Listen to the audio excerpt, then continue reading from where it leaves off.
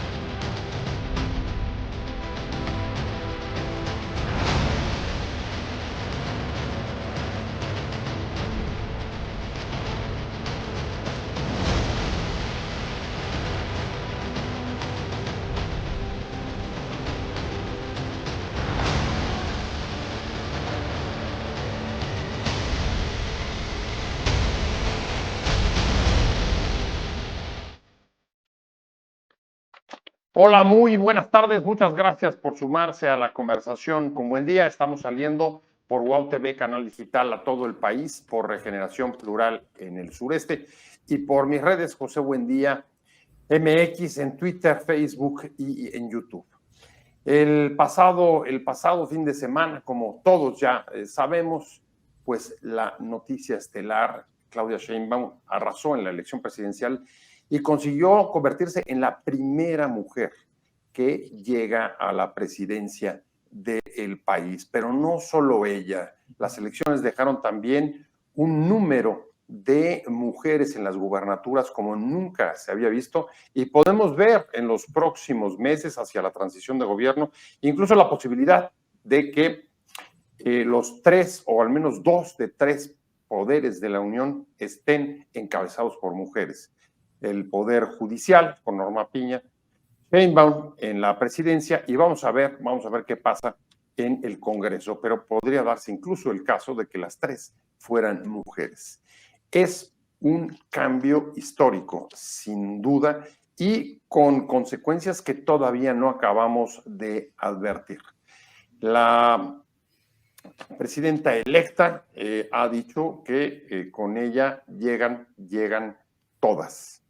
Es un mensaje bastante claro que contrasta con las diferencias, con las tensiones, para decirlo más claro, que ha habido a lo largo del sexenio de López Obrador con el movimiento feminista. Quizá es ahí donde ha encontrado una de sus principales oposiciones, pero el mensaje de Sheinbaum parece bastante claro, y bastante claro significa estoy reconociendo la representación que tengo, la representación que me han dado las urnas y conmigo, repito, dice, llegan todas. Pero ¿qué significa? ¿Cuál es el significado de que tengamos por primera vez en 200 años de vida independiente y 70 de la primera vez que una mujer se lanzó a buscar la candidatura presidencial a una mujer? ¿Qué significa para el movimiento feminista? ¿Cómo y por qué se explica su triunfo? ¿Cuáles son las estructuras culturales que se han venido modificando en un país lacerado por el feminicidio y por las actitudes machistas que, sin embargo, permitió desde casi todos los estratos sociales y de diferencias de tipo de votantes que una mujer fuera respaldada por un número de votos también impresionante, la candidata a la presidencia que más votos ha conseguido tener desde la elección de Miguel de la Madrid allá en esos lejanos años 80 en los que el poder todavía no contaba o no le gustaba contar ni los votos, ni a sus víctimas. Vamos a hablar de este tema y muchas gracias porque nos acompañe acá en Conversando con Buen Día esta tarde Marta Tagle, líder feminista, ex senadora, ex diputada y militante de Movimiento Ciudadano. Marta, ¿cómo estás? Con mucho gusto de saludarte, Pepe, Jimena. Qué gusto estar con ustedes esta tarde y con la audiencia que nos está acompañando. No, al contrario, como siempre, además amiga de este programa. Hace mucho rato que no venía, por eso me da doble gusto verla, pero pues nos ha acompañado desde hace ya mucho tiempo. Jimena Gómez Pasos, consultora, muchas gracias. Gracias por venir, Jimena, un placer saludarte. Encantada, muchas gracias, José y Marta, un gusto platicar con ustedes. Bueno, Marta, ¿cuánto tiempo llevas en la lucha feminista? ¿Qué te gusta que contemos? ¿Más de 20? 30 años, ya, 30 años. Y eso sin contar la prepa. A ver, 30 años. En 30 años, y yo no sé si alguna vez pensaste, a ver, con toda sinceridad, si en algún momento de esos 30 años pensaste que sería realidad el que te tocara ver llegar una mujer a la presidencia del país, a la Suprema Corte de Justicia. ¿Realmente siempre pensaste que ese momento ocurriría y te tocaría verlo? Pues mira, yo creo que sí, en estos 30 años la cantidad de trabajo, de esfuerzos colectivos que hemos venido haciendo para empujar este tema, de los avances progresivos que particularmente a mi generación le ha tocado. Digamos que en estos últimos 30 años después de la Cuarta Conferencia Mundial de Beijing, y con los resolutivos que ahí se tocaron justamente en Beijing, México llegó con un impulso muy importante al reconocimiento de los derechos políticos, que entre otras cosas marcó justo una hoja de ruta en esta materia de decir, a ver, necesitamos empoderar a las mujeres que lleguen a los espacios donde se están tomando las decisiones para a partir de ahí impulsar los cambios que se requieren en materia de violencia, inseguridad, de empoderamiento económico, autonomía, en fin, todos los demás temas que atraviesan a las mujeres. Y digamos que sí lo soñaba, sí lo veía, porque como te digo, ha sido una serie de esfuerzos progresivos, permanentes, de no bajar la guardia, de estar ideando una y otra manera, si no era por el legislativo, era por sentencias, si no era por sentencias, era por cabildeos con los partidos, haciendo alianzas con unos y con otros lados. O sea, sí me ha tocado vivir en estos últimos 30 años este trabajo intensivo para que hoy tengamos a la primera mujer presidenta del país y también el mayor número de mujeres como titulares de los ejecutivos estatales, es decir, como gobernadoras, como mujeres en los congresos. También vamos a tener un congreso integrado de manera paritaria en sus cámaras, pero también en los 30 congresos locales que se están eligiendo. Entonces, tendremos el mayor número de mujeres en cargos de decisión en la historia y este es apenas un primer paso, pero si quieres vamos a seguir platicando de lo que sigue, pero sí me lo imaginaba. Me parece que además todos los esfuerzos que se hicieron, entre otras cosas, fue para acelerar el paso, porque además la lucha no comenzó hace 30 años, hay que decirlo para la audiencia que seguramente lo sabe, hace 71 años se obtuvo el reconocimiento de la ciudadanía y con ello el derecho a votar y ser electas, pero teníamos 200 años desde que tuvimos el primer presidente en México y entonces digamos que más bien en esta última etapa se tomaron esfuerzos y se hizo estrategia para acelerar el paso y para que nos tocara ver lo que hoy estamos viendo. Me parece que ha sido una estrategia consciente del feminismo llegar a este momento. Jimena, a ver, evidentemente tú eres de otra generación y la misma pregunta, a ver, tú, ¿qué significa para ti que llegue una mujer a la presidencia o a tu generación? ¿Qué le significa? ¿Es un asunto mucho más normalizado? ¿Es un asunto que no sorprende o sí sorprende? ¿Sienten que han construido o simplemente que recibieron esa herencia de la larga lucha de la que hablaba Marta? Mira, no, yo creo que no solamente es esperado, es celebrado, Pepe. Coincido con Marta que ha habido muchísimos cambios que han tenido que suceder en México, en su sociedad, en sus estructuras políticas, en sus estructuras económicas para llegar a este momento. Coincido también que ha sido algo gradual y que ha sido decidido, ¿no? Ha sido empujado, ha sido hasta diría que forzado en algunos espacios. No solamente tenemos, digamos, este símbolo de tener a una presidenta por primera vez desde que somos una república. También es la primera mujer electa para la región de Norteamérica. Pero esto hay que verlo, como bien dice Marta, no solamente tenemos una ministra de la Suprema Corte, tenemos mujeres al frente de órganos constitucionales autónomos, tenemos 30 juezas y magistradas, ¿no? Tenemos 5 ministras de la Suprema Corte por primera vez. Entonces, sí es un esfuerzo gradual, sí es un espacio decidido de las mujeres para ocupar espacios de poder. Y a mí la verdad que me da mucho gusto que México llegue a este grupo de 30 países que tienen una mujer al frente de su gobierno. Yo creo que es algo que vamos a ver continuar. Probablemente la siguiente generación seguirá retando estas estructuras. Y yo la verdad que celebro la llegada no solamente de 2 candidatas como tuvimos antes de las elecciones, sino además una mujer preparada, ¿no? Que tiene además todas las herramientas necesarias para hacer frente a los problemas estructurales de México, que también aquejan a las mujeres, pero no solo a las mujeres, ¿no? Aunque evidentemente, Marta, fue mucho más remoto la competencia que dieron anteriores, podría haber llegado una candidata de derecha, pienso en Vázquez Mota, pienso en Margarita Zavala, pero llega una candidata de la izquierda que no viene de la clase política, viene de la clase media, una activista universitaria, ahí estuvo en el CEU, Sheinbaum, una científica de la UNAM que ha tenido ya incluso una experiencia de gobierno importante en el gobierno de la Ciudad de México. ¿Qué significa que sea ella la que llegue para el movimiento feminista? Sobre todo después de las relaciones, ¿cómo le quieres que le pongamos? ¿Poco tersas o poco cercanas con el gobierno de López Obrador?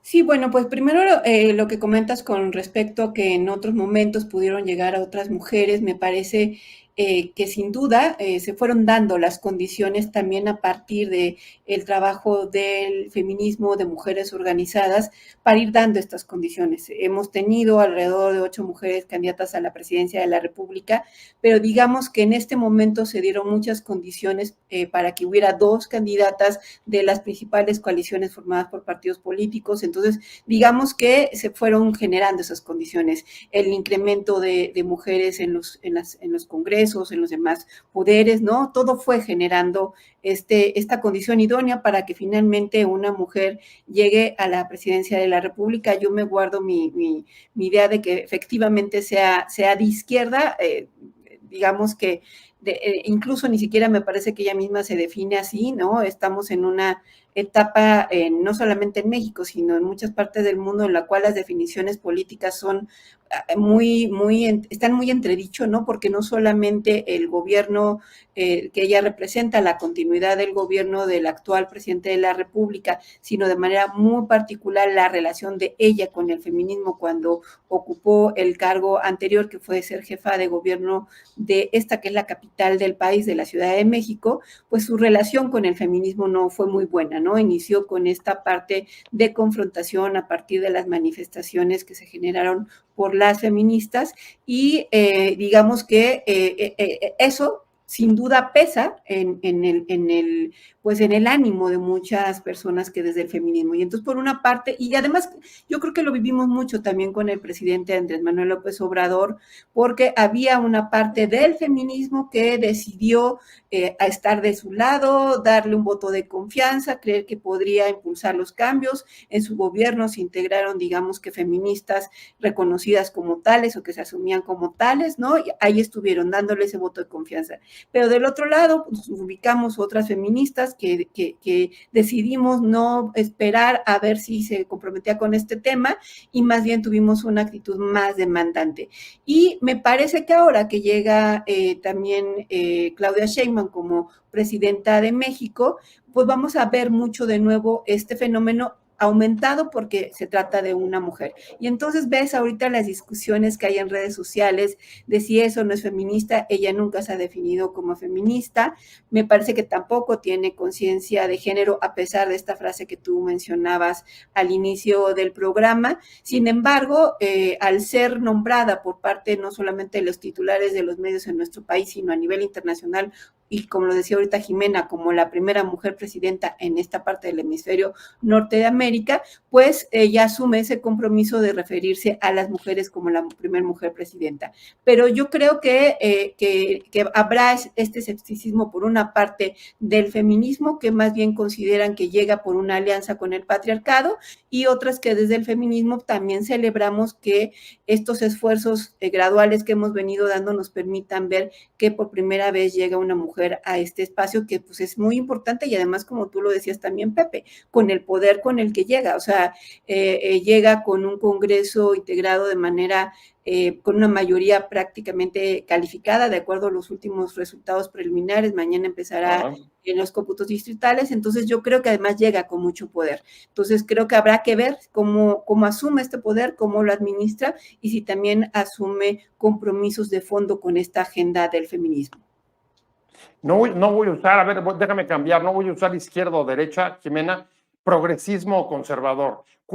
¿Qué hace la diferencia de que llegue una política conservadora o que llegue una política progresista? Porque ahí sí Sheinbaum ha dicho que ella representa el progresismo. Ha utilizado, esa palabra sí la ha utilizado para autodefinirse. Pues mira, Pepe, yo creo que hay muchas maneras de ser mujer y hay muchas maneras de ser feminista, ¿no? A mí lo que me gusta digamos, de su trayectoria personal es que pues ha tenido que lidiar, como muchas mujeres en muchos de nuestros espacios cotidianos, con diferentes modalidades que adopta el patriarcado. Pero bueno, ella viene de espacios difíciles, ¿no? O sea, ella viene pues de perseguir una carrera en las ciencias exactas, que son habitualmente son espacios ocupados por hombres. Viene de la academia, que también tiene sus retos, ¿no? Viene del activismo, viene de encabezar un gobierno local, ¿no? Entonces, ella conoce de primera mano cuáles son estos retos, y sin duda el compromiso que pueda tener con la parte estructural de las violencias que sufrimos las mujeres, ¿no? La parte de exclusión económica, la baja laboralidad, la pobreza, la inequidad, toda la agenda de derechos humanos. Entonces, más allá de su específico directriz política, yo creo que su compromiso por llegar a las causas es lo que a mí me llena de esperanza, ¿no? Obviamente el símbolo es importante, obviamente tener a alguien que crea en la agenda feminista, que conozca los retos, por ejemplo, de lidiar con las tareas de cuidado, ¿no? Con la disparidad de sueldos. Por supuesto que es algo que quisiéramos ver en su programa de gobierno en los próximos meses, que habrá que pues decidir apoyos a instituciones importantes como podría ser el INMujeres, como podría ser la parte de salud reproductiva. Pero sin duda lo que más me entusiasma a mí es la posibilidad de su eficacia como gobernante en estas causas estructurales de las violencias para las mujeres. Pues a quererlo o no, y tú lo mencionabas hace un momento, Marta, decías una parte del feminismo que ve o considera que puede haber una alianza con el patriarcado en el caso de su candidatura y de su campaña y su triunfo. Pero esto pues sí ha generado digamos, un cuestionamiento sobre su relación con el presidente López Obrador, al que ella ha rebatido, y ha rebatido en palabras duras, incluso con un discurso feminista, diciendo son las típicas acusaciones misóginas que lanzan a las mujeres cuando están en los cargos públicos, porque no le reconocen la capacidad de que puedan tenerlo a partir de sus propias competencias. ¿Tú qué opinas? Bueno, primero sí me gustaría comentar algo con respecto a lo que decía Jimena, que de alguna manera difiere, porque me parece que ninguna de las candidatas que estuvieron en la boleta, y de manera muy particular el caso de Claudia, que es la presidenta electa, realmente conocen en carne propia las desigualdades. O sea, son mujeres que llegan con privilegios. Yo misma soy una mujer con privilegios y la gran diferencia que puede hacer que siendo una mujer privilegiada y reconociéndote como una mujer con privilegios realmente entiendas lo que significan las desigualdades, las violencias que enfrentan las mujeres, es tener esta conciencia de género, y me parece que ninguna de las dos candidatas tenían esta conciencia de género y de manera muy particular Claudia Sheinbaum no la tiene. El que le refute a las demás mujeres que no digamos, que se estaban utilizando frases misóginas para referirse a ella, pues lo hacía con respecto a las demás mujeres, pero nunca lo ha hecho para realmente marcar distancia con el presidente. Y entendemos y digamos que de alguna manera ha sido inteligente en el sentido de que eso pues también ha permitido que hoy lleguemos hasta acá, porque no podemos dejar también de negar y de decir, porque además lo he puesto abiertamente en mis redes sociales, que el sistema de partidos y el sistema político es un sistema patriarcal controlado todavía por los hombres. Es decir, depende de los hombres, dígase Andrés Manuel, dígase el de mi partido que es Dante, dígase cualquiera de los hombres que dirigen los partidos, son los que te llevan a la boleta, ¿no? Entonces sí estamos en un sistema patriarcal y más allá de si decir que yo dependo o no dependo de Dante, es misógino o no, lo cierto es que el sistema está diseñado de esa manera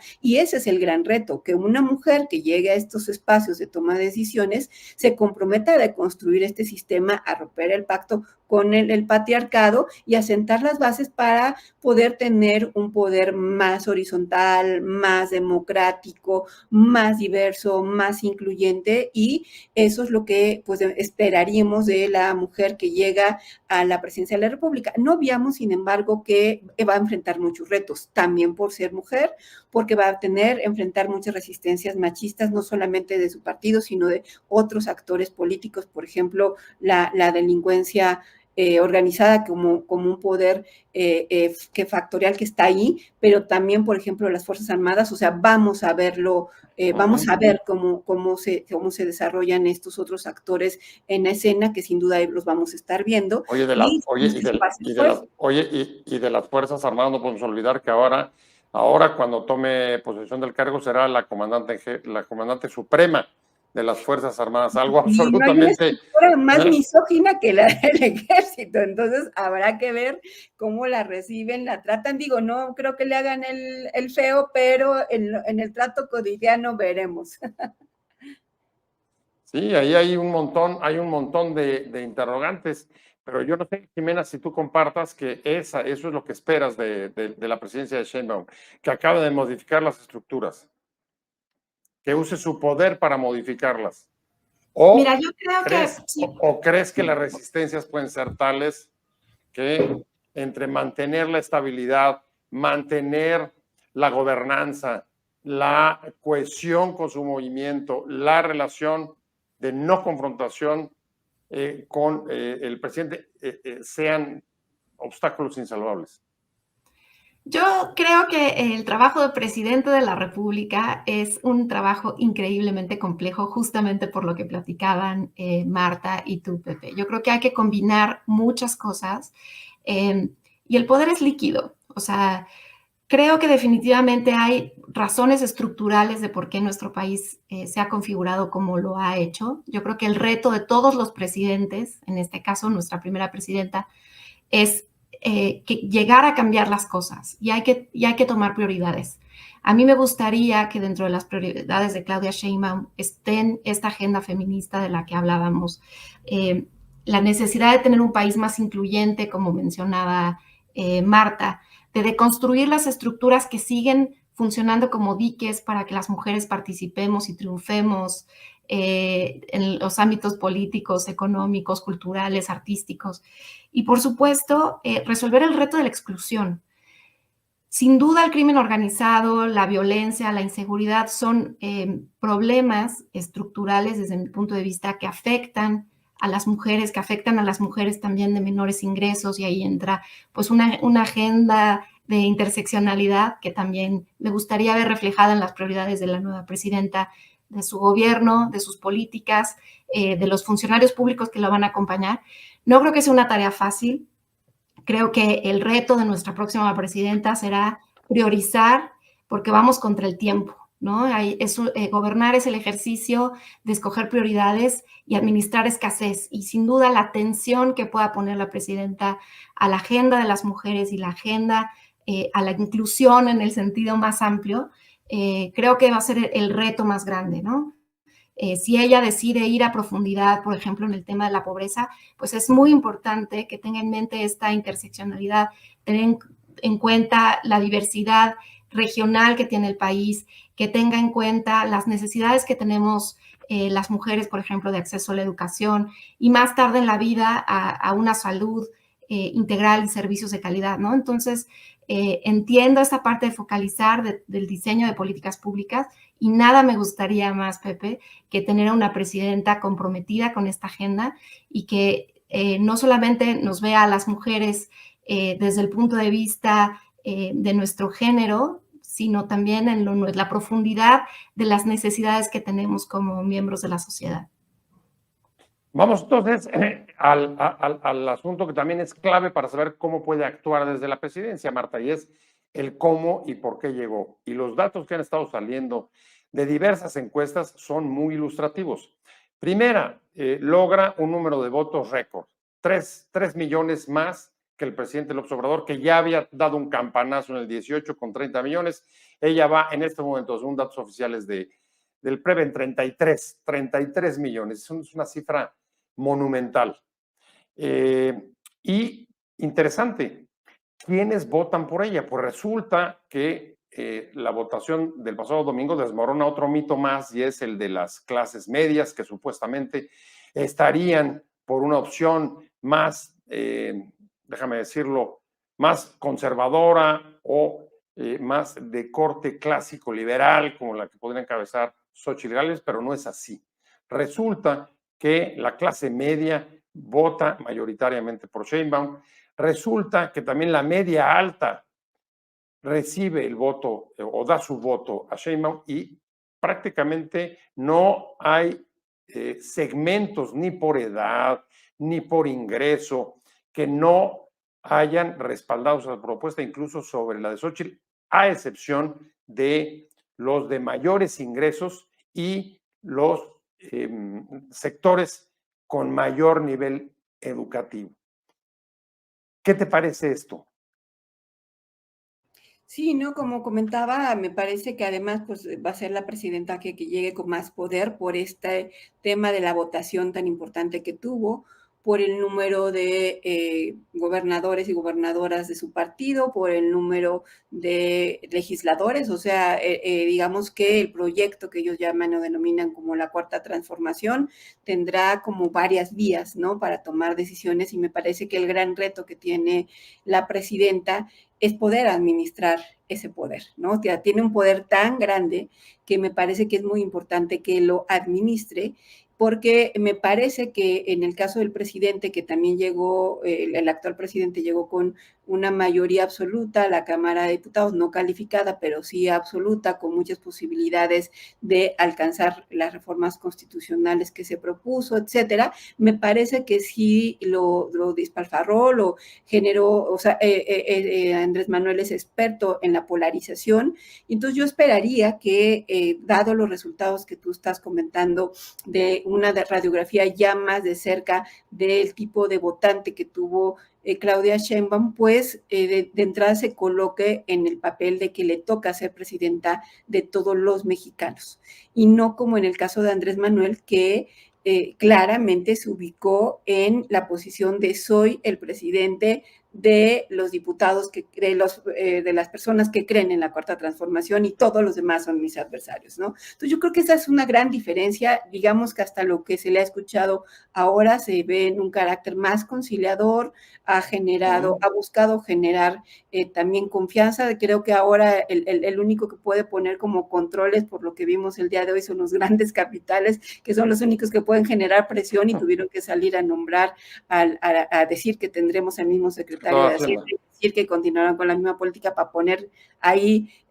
quitarle el nerviosismo, pero digamos que, o sea, que no tendría que esperar a que haya este tipo de presiones para para mandar señales de que va a gobernar con mesura, pues. O sea, creo que un gran poder requiere también esa capacidad de administrarse, y eso es lo que yo esperaría o le demandaría a una mujer como Claudia Sheinbaum, que llega como presidenta de este país.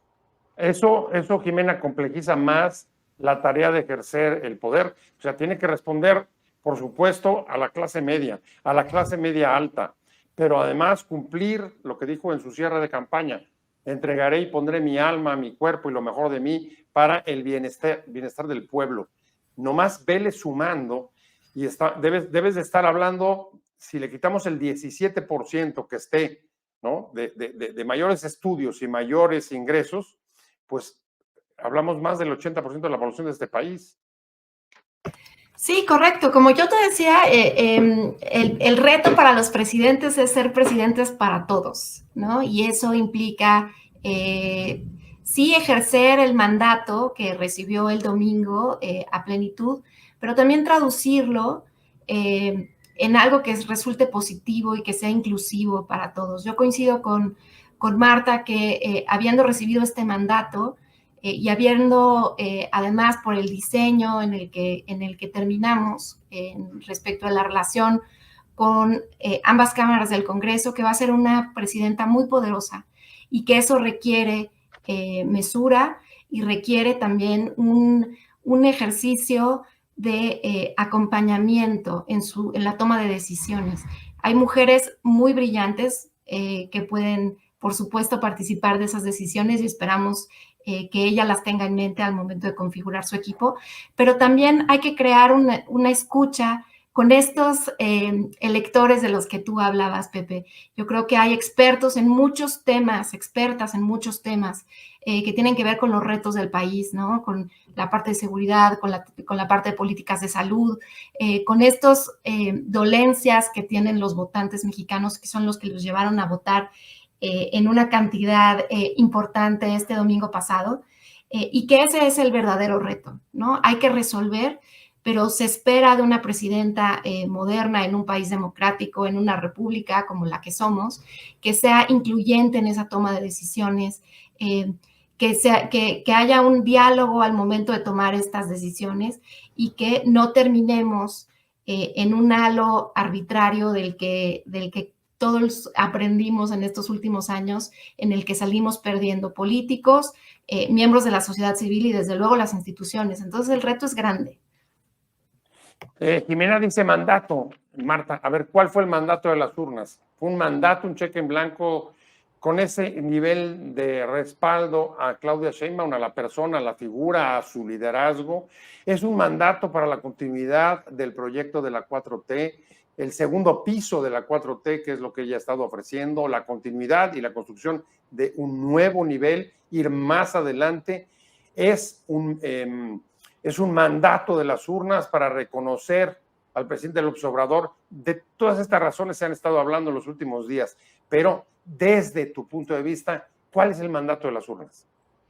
Pues yo creo que sin duda es un mandato que significa la continuidad del proyecto de la Cuarta Transformación. Recordemos que en las encuestas de popularidad que se han hecho con respecto a este gobierno, el presidente saliente pues tiene altos niveles de popularidad, y creo que en esto se suma pues el que en esta capacidad de polarizar que ha tenido, pues hizo que todo el tiempo la oposición jugara el juego que él quiso, y esto generó además un desastre de oposición política, ¿no? Lo que hizo que la gente viera, porque la oposición nunca quiso reconocer los errores, nunca quiso hacerse cargo, y siempre me parece que además muy buena parte de la población ve a esta clase política como los que quieren regresar en busca de sus fueros y privilegios, y la ciudadanía ya no está de acuerdo con ella, ¿no? Y entonces el presidente los colocó muy bien ahí, los personificó, ellos encuadró ahí, y entonces creo que se conjugan estos temas, ¿no? Y por lo tanto es un mandato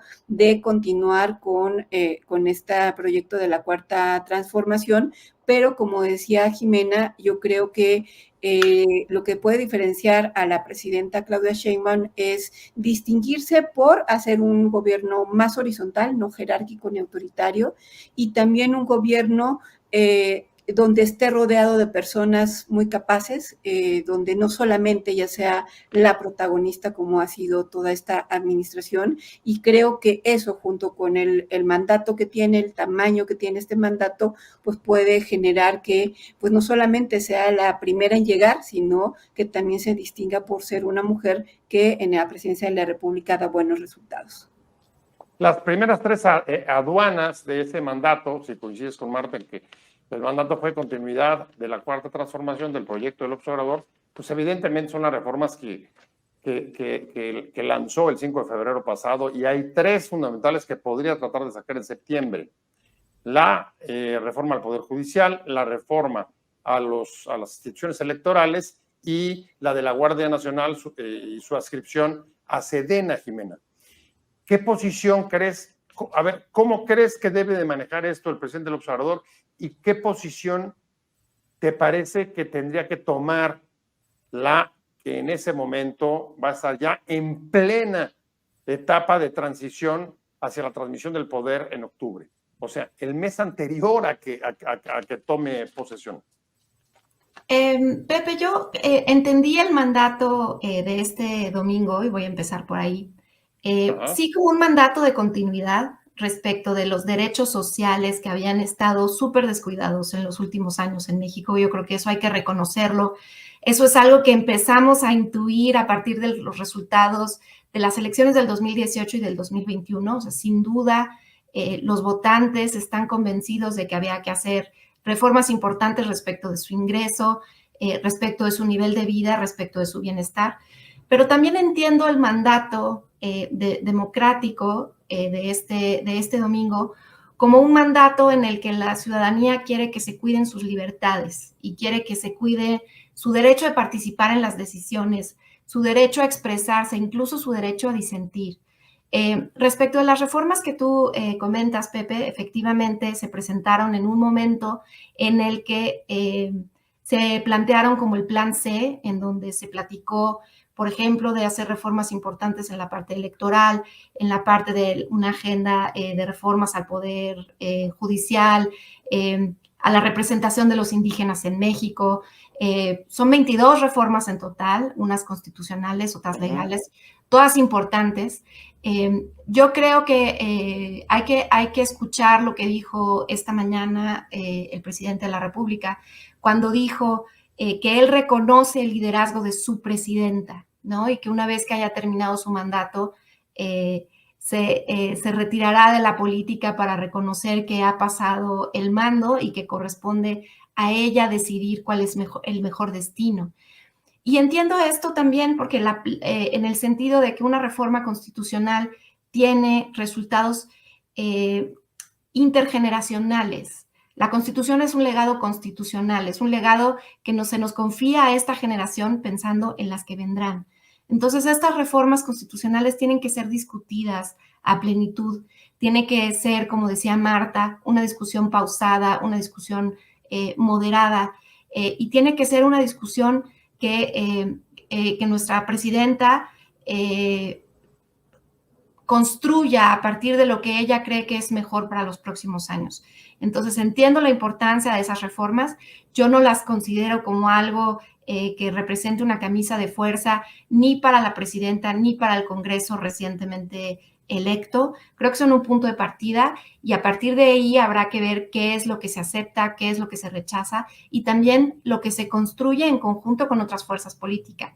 Porque es cierto que México es un país que valora estas mayorías, valora este mandato, pero también México es un país de libertades y de respeto al derecho de las minorías que están representadas en el Congreso y que no fueron menores, ¿no? Entiendo estas mayorías de 2/3 partes, pero creo que apresurarse, como decía Marta, puede tener consecuencias negativas en los mercados y puede tener consecuencias que dificulten la buena marcha del sexenio, como hemos visto en otros momentos. Tuvimos momentos difíciles en los 80s, en los 90s, cuando tuvimos complicaciones económicas mayores. Entonces, yo creo que el camino tiene que seguir siendo el del diálogo y el de las libertades y el del respeto a las minorías, incluso cuando este mandato ha dado al Congreso una integración como no la habíamos visto antes.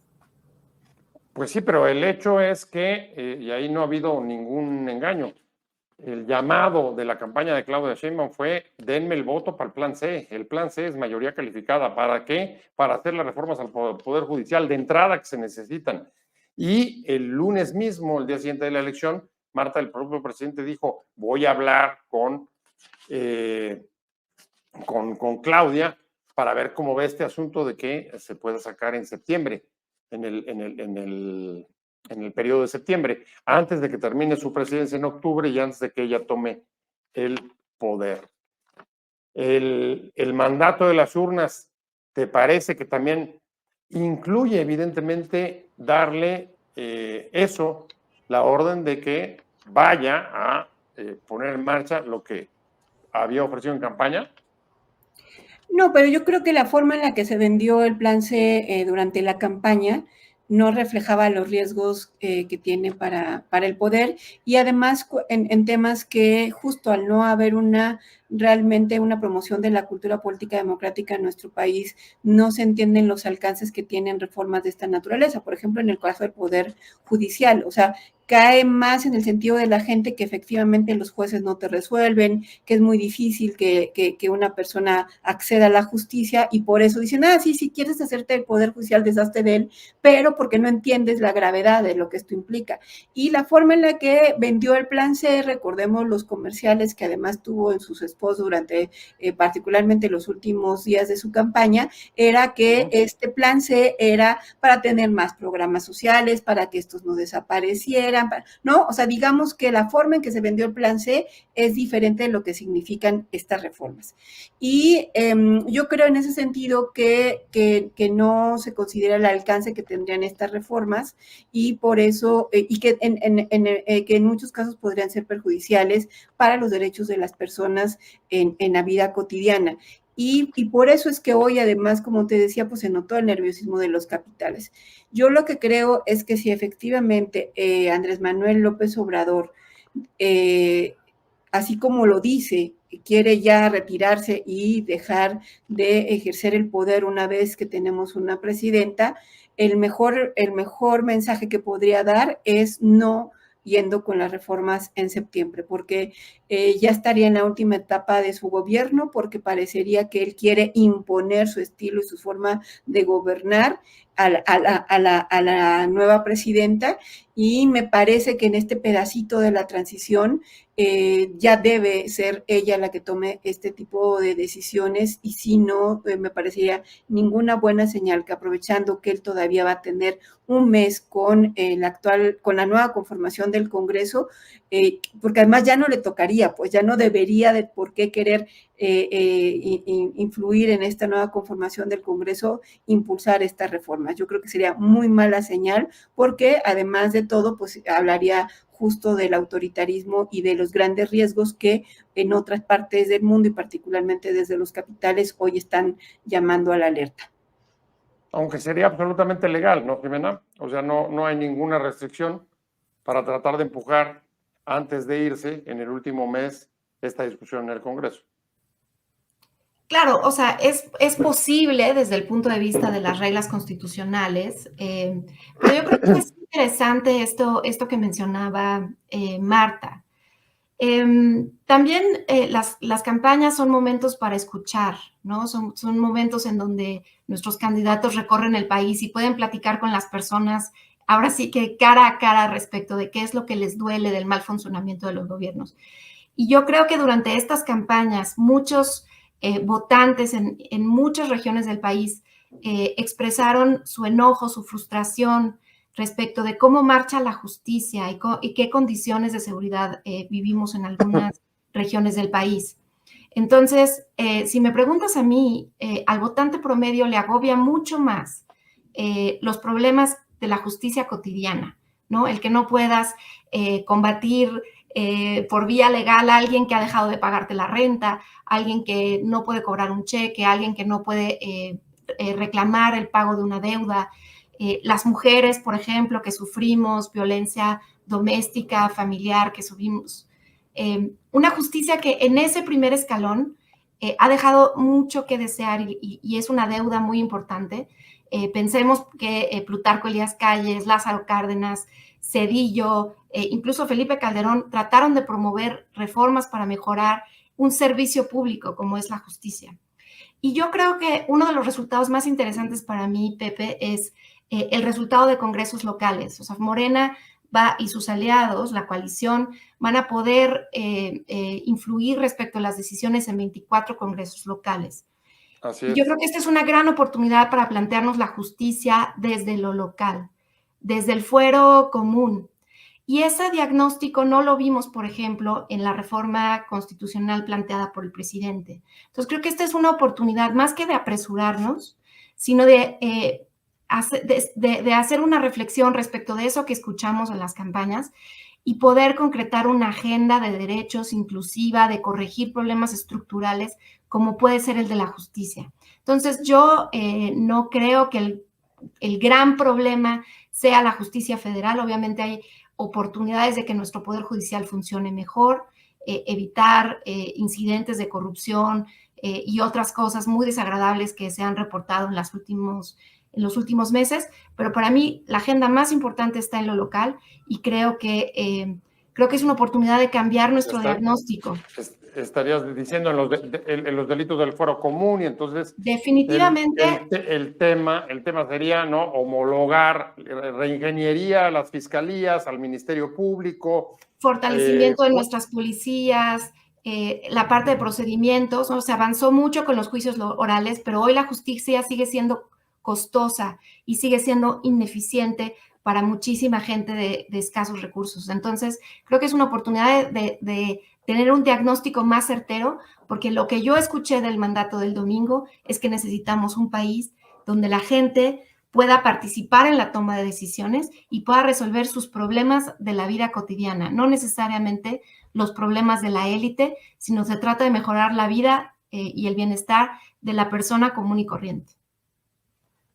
Jimena habla de escuchar y habla también de participación, Marta, y se me viene a la cabeza, ya vamos allá hacia la recta final del programa, pero va a ser interesante pensar en estos dos términos y en los dos estilos que vamos a ver de gobierno de una mujer en el gobierno federal, en la presidencia y en la Ciudad de México. Se trata de dos tipos de liderazgo distintos dentro de la propia 4T. Lo primero que va a hacer Clara Brugada, que gana la Ciudad de México, es, lo decía hoy, irse al Zócalo y ahí tener audiencias públicas y recibir propuestas de la gente. Una forma, digamos, de la escucha, entiendo, al estilo de la escucha o las formas de escucha a las que se refería Jimena. Pero hay otras diferencias, también tú marcabas algunas sobre el origen de algunas candidatas, si vienen de ser privilegiadas o no. Desde luego no es el caso de Clara, ella no viene de una situación privilegiada, sino por el contrario, viene de la lucha popular urbana. ¿Qué diferencias y qué contrastes esperas ver entre estos dos tipos de liderazgo de mujeres que lo que auguran es que vamos a ver formas de ejercer el poder diferentes dentro de la misma Morena? Sí, bueno, pues yo esperaría bueno, yo creo primero que uno de los grandes retos que tiene un proyecto como el de la Cuarta Transformación, y que ya lo hemos visto, son los problemas que tienen ellos al interior, ¿no? O sea, ya hemos, o sea, a veces puedo decir que creo que el principal enemigo de Morena está dentro de Morena, ¿no? Entonces, sí es bien importante decir que además ahora, haciendo un proyecto tan grande, ¿no?, veo pocos vasos comunicantes que tendrán ellos que resolver.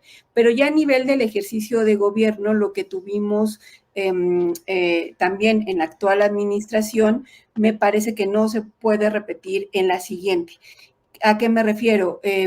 Digamos que en algún momento yo vi a una Claudia Sheinbaum como jefa de gobierno muy dispuesta a hacer un propio proyecto, rodeada de gente especializada, capaz, etcétera, y de impulsar su propio camino en la Ciudad de México. Y llegó el presidente López Obrador y dijo, no, yo aquí es el que toma decisiones. O sea, como que se impuso, incluso también en lo que implicaba el gobierno de la Ciudad de México.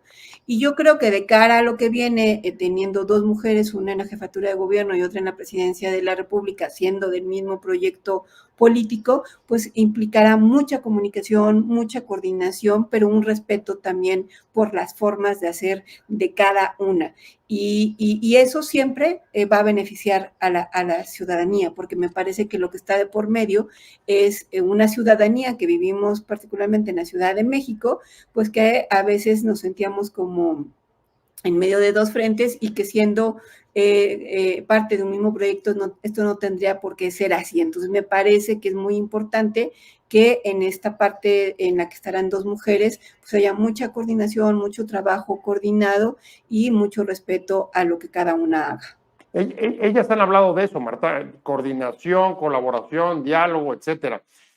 Sin embargo, la pregunta es, ¿qué diferencias ves en el tipo de liderazgo entre una y otra? Dame una o dos. Bueno, pues mira, yo de entrada veo que sí, como tú bien comentabas, en el caso de Clara y viniendo de ser la alcaldesa de Iztapalapa, ¿no?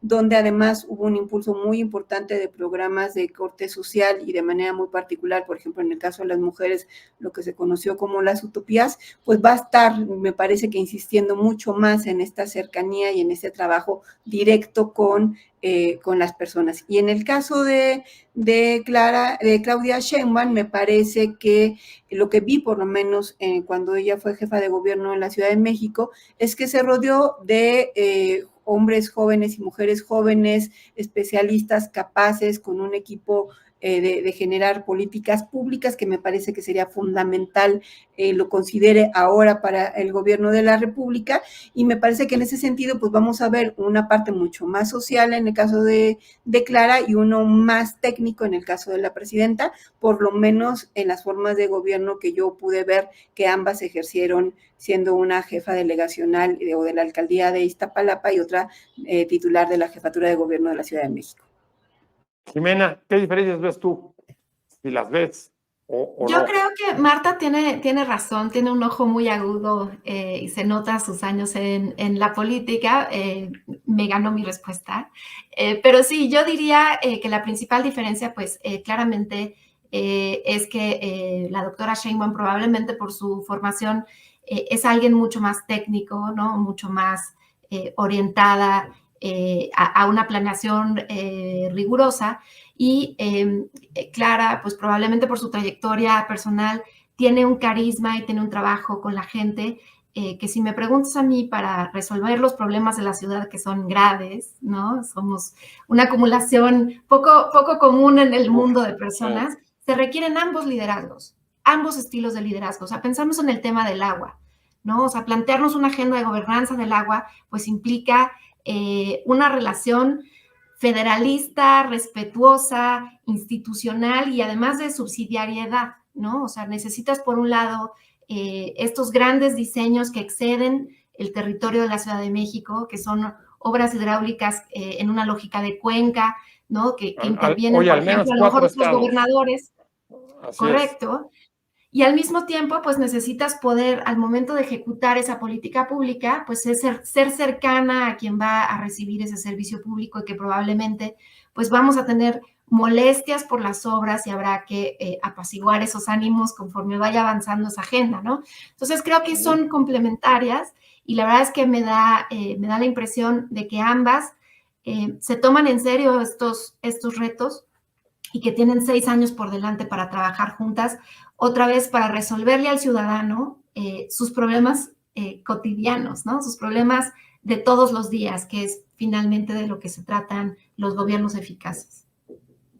Pues ahí está. A mí ya se me acabó el tiempo. No sé si quieras agregar algo para cerrar, Marta. Bueno, pues yo deseo que Claudia Sheinbaum se empodere no solamente ella en lo individual, que ya digamos que lo estamos viendo, sino dice Simón de Beauvoir que el empoderamiento también es colectivo y eso implica pues rodearse también de las mujeres que le permitan hacerle frente a los retos que tiene enfrente. Pues ahí está un mensaje ya directo a la primera presidenta de México. Muchas gracias a los dos. Y muchas gracias a Potemkin, que nos dejó Muchas un montón gracias de por la preguntas. invitación. Yo creo que la estuvieron viendo. Varios de los puntos que ustedes señalaban, había coincidencias con ella y otras las dejó como protestas para tomar en cuenta hacia adelante. Muchas gracias, Marta Tagle. Marta Tagle, Muchas gracias, José. diputada, ex senadora y además líder del movimiento feminista. Y, por supuesto, Jimena Gómez Pasos, consultora. Jimena, muchas gracias. Gracias a las dos. Pero sobre todo, muchas gracias a usted por haber estado con nosotros como todos los martes y jueves acá en Conversando con Buen Día. Nos vemos el próximo jueves a esta misma hora, en punto prácticamente de las 7 de la tarde. Salimos por WOW TV, canal digital, a todo el país, por Regeneración Plural en el sureste y por mis redes. Muchas gracias por haber participado, por mandarnos sus comentarios. Y, por supuesto, muchas gracias a Fernando Robles, que es el productor de este programa y el que nos permite justamente poder armar y conectar esta conversación. Que tengan una muy buena semana. Hasta luego. Adiós.